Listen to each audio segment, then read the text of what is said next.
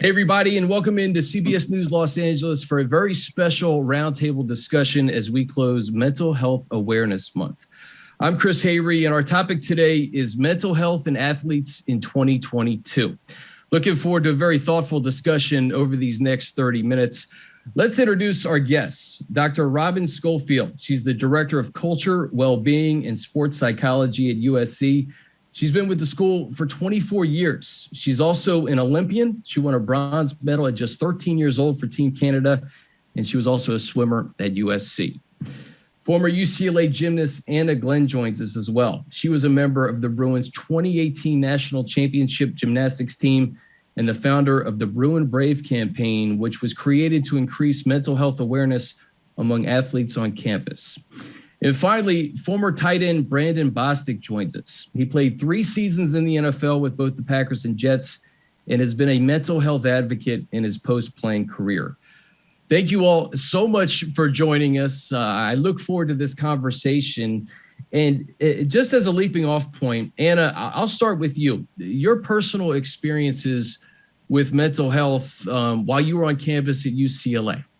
Yeah, so I started my mental health journey pretty much the day that I set foot on campus. Unfortunately, I had a season-ending injury prior to going into UCLA and then suffered another season-ending injury that same year. And so, going off 2 back-to-back injuries, I had a lot of issues, integrating myself with the team and, fighting all of the injuries that I was dealing with. And so it kind of lost, my sense of identity and, sense of belonging with the team. And so that's when I really, started to deal with mental health issues. And then, leading into that, more injuries kind of, ending my career. So that's kind of where all of my problems really stemmed from, but I was lucky enough to, be surrounded by such a supportive team and a group of doctors and friends and stuff that allowed me to kind of, conquer my, issues and become the best athlete that I could be and win a national championship and everything like that. So that's where I am. It's fantastic. Brandon, for those who don't know your story, we'll start January 18th, 2015, NFC Championship game, Seahawks, Packers. There was an onside kick that you touched and the Seahawks recovered. And you said that's kind of where your mental health journey began. Yeah, it did. Just making that big mistake at the game before the Super Bowl, that was big for myself and for the team. So just experiencing that, just overwhelming emotions, that traumatic event, it just took me down a downward spiral. It just took me deep place that I was in. I didn't have the skills to get myself out, so that kind of started my mental health journey. Dr. Scholefield, you've heard these 2 instances that Anna and Brandon experienced during their time competing. You do so much at USC, and you have more than just that one title. I wouldn't be doing you justice. I don't know if you could just explain what you do at USC for the athletes. So I'm the director of sports psych. That is one part of my job, a big part of my job. And we've been just really fortunate to have evolved over 24 years with the support of our athletic directors and administration, which is very much what a sports psych program needs. It needs administrative support to thrive and manage the stigma. Probably now as much or more from staff, because this generation is incredibly resourceful. But yeah, so over the pandemic, we were able to double our staff, and we now have 10 staff. So we can see student athletes individually. We all also have team assignments and are very integrated into the program here for our student athletes. We do an orientation within a couple of days of all our freshmen coming here around coping, mental health, well-being, performance, how they're connected. And so, yeah, it's been a great evolution in time. Now, Robin, you hear Anna and Brandon's mental health journey. I'm sure it's very similar to some of the instances on USC's campus. Definitely. Very classic elite athlete stories, both of them. And they share the common thread that, both of those kinds of events intersect with their identity as elite athletes. And what elite athletes share is that their identity as an athlete is generally one of their primary identities. So it's tied into the amount of hours and they put into their endeavor every day and their short-term goals or long-term goals. And so when things interfere or interrupt with those and also, kind of take them out of their daily routine, it definitely challenges mental health and well-being. Brayden, you mentioned the fact that your mental health journey started at that game, but you didn't really have any issues before that. I don't know if you could just speak to the challenges that maybe NFL players do have dealing with the high stakes. I mean, now there's only 17 games in a season. You get one a week. It's $1 billion industry. Guys are making a lot of money, and everybody's trying to get to the postseason. Yeah, I think just having all those things you just said, and just the pressure of that, and then the pressure of yourself, the pressure of being on a team, the pressure of performing well, not only being on a team, but there's a standard you have to hold. If not, then they're going to find someone else to do your job. So you got that pressure, job security, you got things coming from your family, and your mental health at the same time. So you deal with all these different things. So that's a lot of pressure. Then you have the fans and all the things that comes from the outside. So it's a lot of pressure when you're trying to perform at a high level and do good at the same time. Anna, when we talk about high stakes, UCLA gymnastics, best in the country, right? There's that pressure to perform. And on top of that pressure to perform as a student athlete, you have academics and you have time management. And there's so many things that go into that on a day-to-day basis. You probably want to have a sliver of a social life as well, right? I mean, what were those challenges for you? Yeah, so again, like balancing all of it was incredibly difficult. And starting out as a freshman, kind of navigating all of that was definitely a learning curve. Coming specifically for me, coming across the country, finding a group of friends that I can lean on was also kind of a priority of mine starting out. And like having to navigate social life and the academics and the practices, the new schedule that we had to do.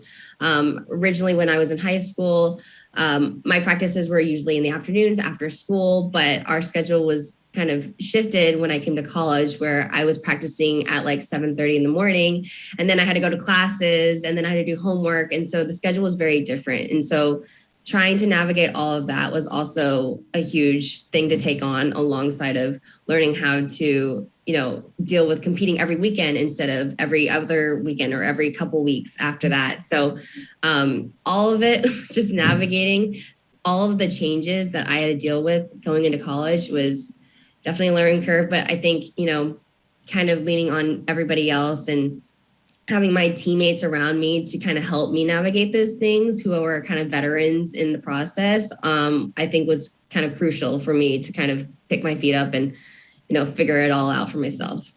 And it wasn't just you on campus, right? I mean, that's probably why you started Bruin Brave.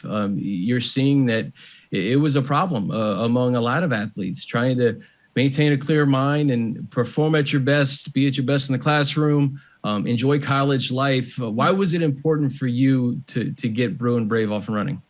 Yeah, Bruin Brave was the mental health campaign that I started at UCLA around 2019. And that was really crucial for me, just to kind of acknowledge the mental health challenges that UCLA student athletes deal with on a daily basis, and to really address that issue of kind of sweeping those issues under the rug and not really taking ownership of those issues, and, caring for our mental health the same way that we care for our physical health.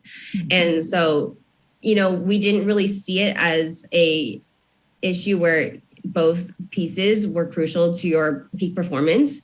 And so people really just focused on their physical health and getting that really, primed, but kind of left out the mental health side of it. And so seeing that was kind of hard for me, because after my first year, I started to realize that my mental health is so crucial to my physical performance. And so coming to that realization for myself, I wanted to bring that same, light to everybody else on campus so that we could be the best, population of student athletes that you can see. Dr. Scholefield, how important is it for athletes like Anna to take charge and look out for each other? Obviously, that's your job on campus, but it takes a village. It truly does. And to have the athletes kind of take that role before they have to get to you, let's say, how important is that on a campus? I mean, I think it's crucial. And frankly, I think it's increasingly a strength of this generation. This generation is incredibly resourceful. And, they are good at looking at the landscape and going out and looking for help and seeking help. I think our biggest challenge with destigmatizing today is really more our staff.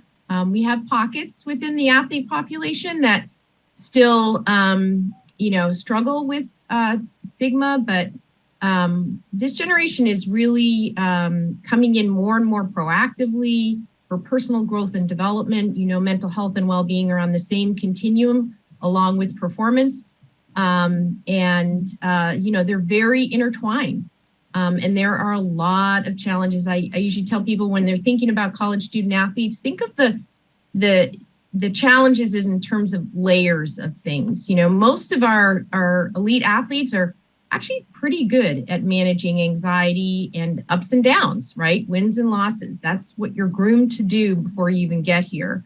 But the pressures mount as you're going through emerging adulthood, figuring things out on your own, cultivating a sense of belonging and well-being and your social skills and independence, broadening, hopefully, your identity. So it's really layers that contribute to what Anna was kind of talking about, eventual overwhelm. We tell our student athletes, it wouldn't be normal if you probably didn't feel a little overwhelmed at least once a semester. And having the support of teammates to be able to have that conversation openly, coaches, support staff is critical.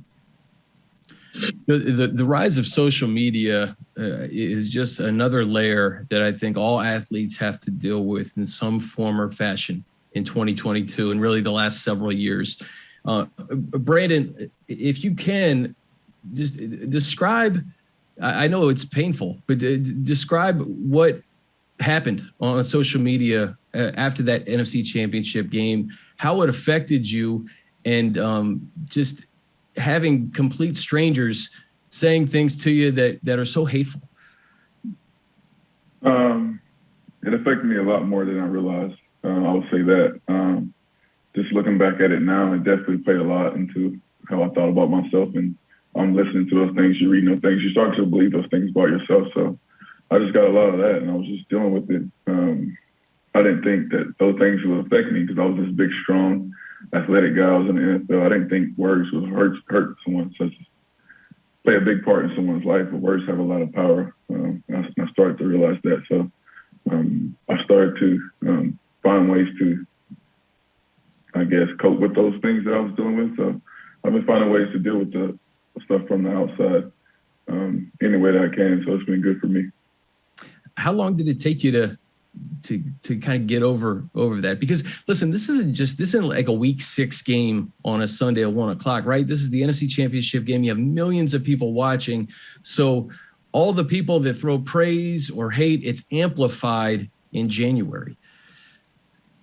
It is. And I started, I grew up in that social media era. So I was always posting on social media. I was always posting pictures on Twitter. So I was doing that, but I was getting the good at first. And then once that play happened, every time I post, I would get the bad. So I'm like, I can't. I was so raised up in social media, but I'm like, every time I go there, I feel this sense of hurt and sense of pain. So wow, I won't be on social media. So I kind of have to pull myself back to social media at times. So it's just crazy to see how things have changed and how much things haven't changed. And there's a lot more work that people like us have to do.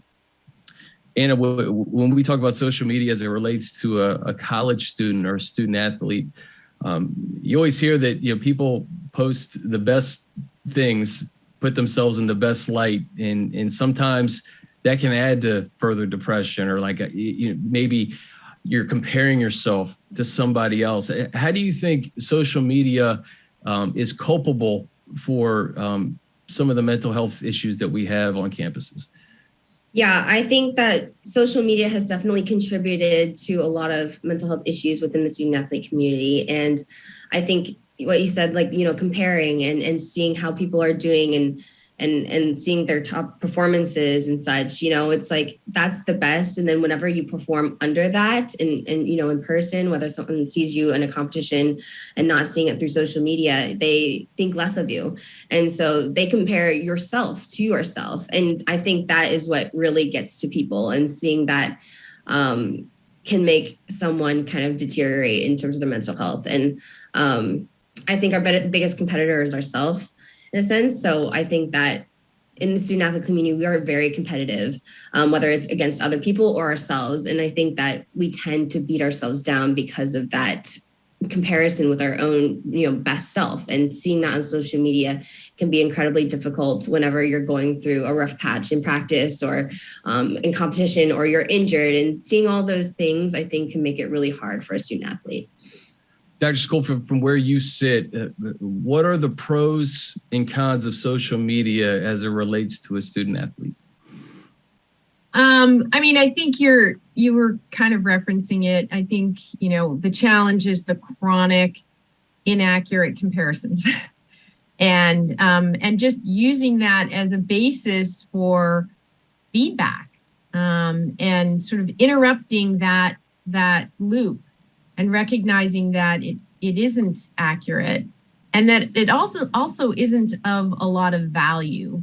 And that's a hard one to hold on to because it's so prevalent.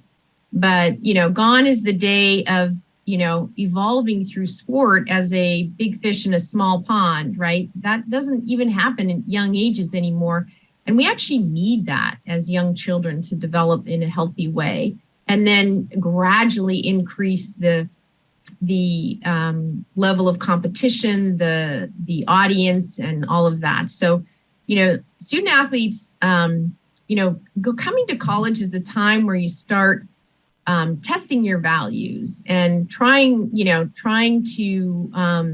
out different behaviors that satisfy different emerging and adult needs, and so that's normal, and rarely does it go without some bumps and bruises. But student athletes have the unique pleasure of doing it very, very publicly. And that adds, I think, just another layer. And it's exponentially so in social media. So it's really a challenge. I know I found that junior, senior year, we have more and more folks going, hey, I'm just closing accounts. I finally figured out it's not adding to what's important to me. It's not growing me better. It's not helping me achieve my goals better. And so, some people are learning to manage it. I think it's still very challenging to get off your phone or get off the social media. A lot of folks feel like they're missing something if they're not on it. So it's definitely a big challenge. Like Brandon said, Brandon and Anna, they grew up in the social media era.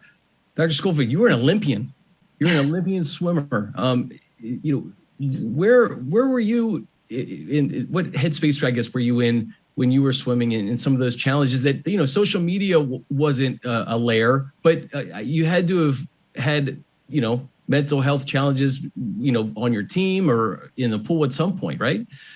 Yeah, I think for me, one of the big catalysts that I struggled with was that so I was in 76, and my second Olympics, I would have been 17, would have been 1980, which we boycotted. So I very much felt for our athletes in 2020 when the Olympics were, put off for a year, and definitely was kind of disoriented and lost for a while, super disappointed. I'd made the choice to move away from my family just before I turned 17. And was very close to my family. So, after being gone a year and then we didn't go, I, sort of lost a little bit of will. And fortunately, next year I was headed to college. So was excited to change up. Instead of 5, all-day swim meets, we were going to quick dual meets at an hour and a half. So it was kind of refreshing to be able to engage in my sport in a different way. That's fantastic. Brandon, we talk about the pandemic. The last 2 years have either been a blur or have been very long for people. As you go through your mental health journey, especially the last 2 years, what has it been like for you? It's ironic you mentioned COVID, because that's when I got diagnosed with major depressive disorder and severe anxiety.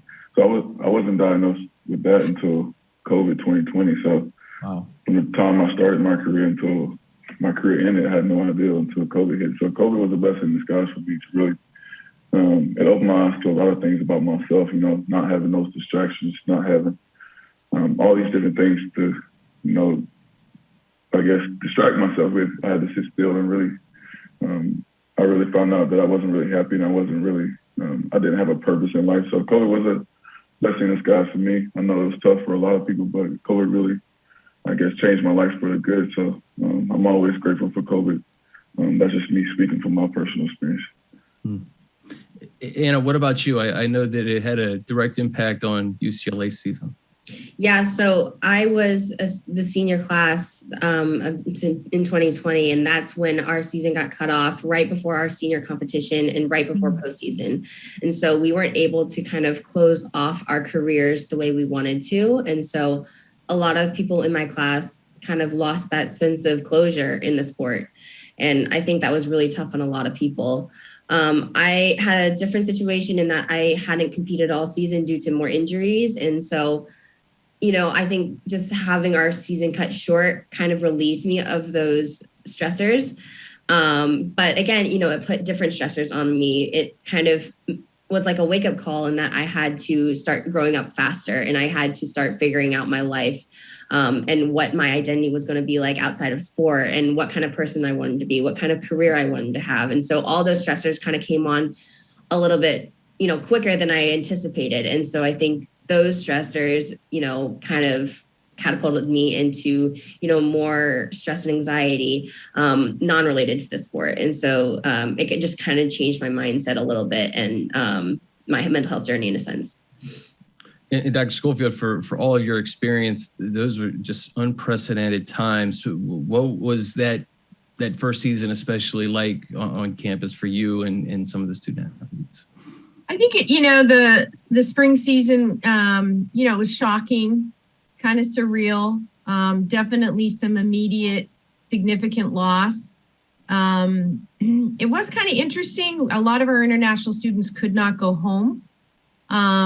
If folks remember back to the beginning of the pandemic, and this is a generation, as you said, who grew up on social media and spends a lot of time trying to convince us that kind of social connection is the same as in person. And within a week, a lot of our international students are saying like, this is awful. I really miss everybody.